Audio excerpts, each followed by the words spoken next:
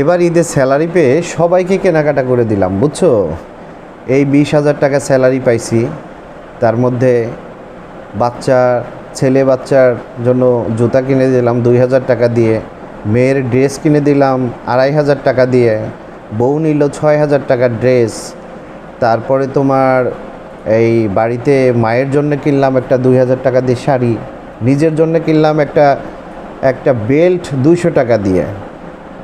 আর বাকি টাকার হিসাব পাচ্ছি না। বলো তো আমার কাছে আর কত টাকা থাকার কথা? আপনার কাছে আর 9,300 টাকা থাকার কথা।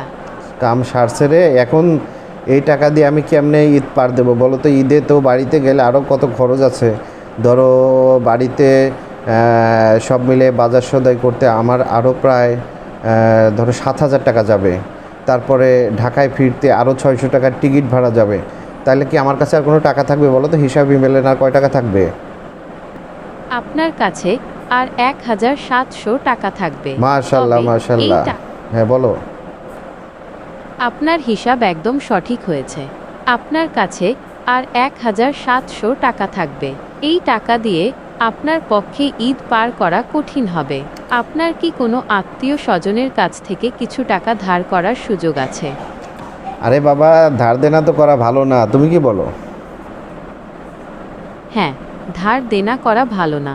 তবে যদি আপনার অন্য কোনো উপায় না থাকে, তাহলে বিশ্বস্ত কোনো আত্মীয় স্বজনের কাছ থেকে কিছু টাকা ধার নিতে পারেন। পরে সুযোগ বুঝে তা পরিশোধ করে দিলেই হবে। ও আচ্ছা আচ্ছা, তাহলে এই ধান্দা না। আচ্ছা ঠিক আছে, তাইলে তুমি তো হিসাবটা ভালোই দিছো না, তাহলে তোমাকে শুভকামনা রইলো। আর আমি ভালো মতো ঈদ টিদ করে যাই নাকি? ঈদের শুভেচ্ছা রইলো তোমাকে।